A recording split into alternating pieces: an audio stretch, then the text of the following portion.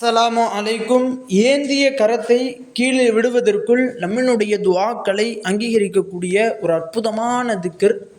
இன்னும் அல்லாஹ்வினுடைய உதவியை நீங்கள் பார்த்ததே இல்லை என்று சொல்லக்கூடியவர்கள் இந்த ஒரு திக்ரை ஓதினால் அல்லாஹ்வினுடைய உதவியை கண்ணால் பார்க்கக்கூடிய ஒரு பாக்கியத்தை பெற்றுத்தரக்கூடிய ஒரு அற்புதமான திக்ர். கண்ணியமானவர்களே, நம்மளுடைய கமெண்ட் பாக்ஸில் நிறைய நபர்கள் கேட்கக்கூடிய கேள்விகள், என்னுடைய துவாக்கள் கபூலாகுவது கிடையாது. நான் எந்த ஒரு சூழலில், கஷ்டமான நேரத்தில், சோதனையான நேரத்தின் போது நான் அல்லாஹ்ட்ட எவ்வளவு மன்றாடினாலும், அழுது கேட்டாலும் அல்லாஹ் எனக்கு உதவி செய்ய மாட்டான், அல்லாஹ் என்னுடைய துவாக்களை அங்கீகரிக்க மாட்டான் அப்படின்னு தான் நிறைய நபர்கள் கமெண்ட் பண்ணுறாங்க.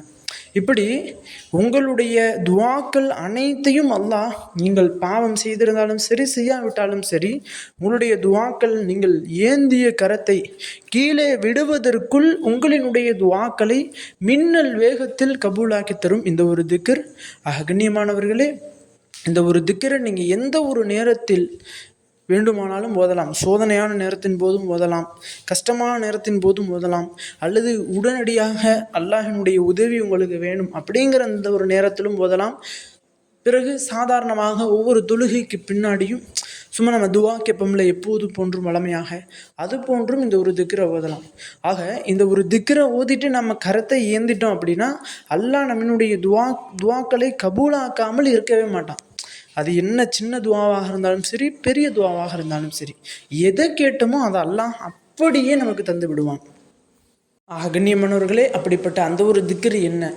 அந்த ஒரு திக்ரை பார்ப்பதற்கு முன்னாடி எப்போது ஓத வேண்டும், அது எந்த நேரத்தில் ஓத வேண்டும் அப்படின்னா, நம்ம எப்போ அல்லாஹ் இடத்துல துவா கேட்கணும் அப்படின்னு நினச்சி நம்மளுடைய கரத்தை உயர்த்துகிறோமோ அந்த நேரத்தின் போது இந்த ஒரு திக்ரை 3 முறை ஓதி உங்களினுடைய தேவைகளை அல்லாஹ்விடத்தில் நீயத்து வச்சு நீங்கள் அழுது கேளுங்க. நிச்சயமாக இந்த ஒரு திக்ர் உங்களுக்கு பலன் கொடுக்கும். இந்த ஒரு திக்ரினுடைய பலனை நீங்கள் ஒரே ஒரு தடவை அடைந்து விட்டீர்கள் அப்படின்னா மரணம் வரை இந்த ஒரு திக்ரை நீங்கள் ஓதுறதை விடவே மாட்டீங்க. அப்படிப்பட்ட ஒரு சிறப்பான திக்ர். இன்னும் அல்லாஹ்வினுடைய பெயர்கள், இன்னும் இஸ்முல் ஆலம் இடம்பெற்றிருக்கக்கூடிய ஒரு திக்ர்.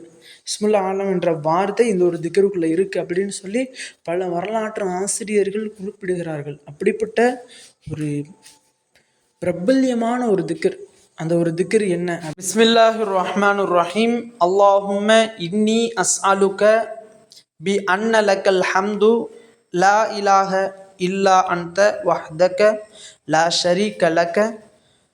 ஷரீக லக்கல் மன்னானு யா பதீஉஸ் ஸமாவாத்தி வல் அர்தி யா தல் ஜலாலி வல் இக்ராமி யா ஹய்யு யா கய்யூம் இன்னி அஸ்அலுக்கல் ஜன்னத்த வ அஊது பிக்க மினன் நார் என்ற இந்த ஒரு திக்ர் தான். இந்த ஒரு திக்ரினுடைய அரபி தெரியாதவர்களுக்காக வேண்டி நான் தமிழ்லையும் இன்ஷா அல்லாஹ் என்னுடைய கமெண்ட் பாக்ஸ்லையும் டிஸ்கிரிப்ஷனையும் நான் பின் பண்ணி வைக்கிறேன். அதை பார்த்து அனைவரும் துவா கேட்பதற்கு முன்பு ஒரு திக்ரை ஓதிவிடுங்கள். நிச்சயமாக உங்களினுடைய அனைவரினுடைய துவாக்களையும் அல்லாஹ் தாலா அங்கீகரித்து தருவான். கண்ணியமானவர்களே, இந்த ஒரு காணொளி தாங்களுக்கு பிடித்திருந்தால் ஷேர் செய்யுங்க, லைக் செய்யுங்க, கமெண்ட் செய்யுங்க, மறக்காமல் துவா செய்யுங்க. அஸ்ஸலாமு அலைக்கும்.